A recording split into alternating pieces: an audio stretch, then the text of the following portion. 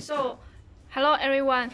About our Xmax 2-in-1 lamination mode for Xmax, it has some problem.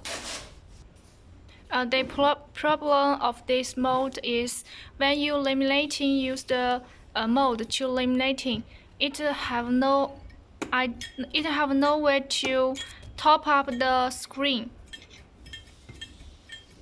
As the rubber mat is the position is too low. So here you should tear up the rubber mat from the mold, and then to stick this thing on the rubber mat.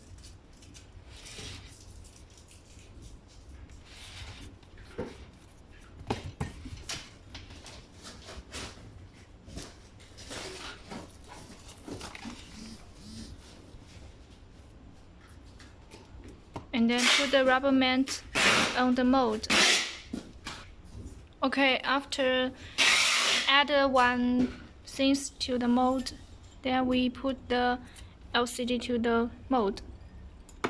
Then you can see the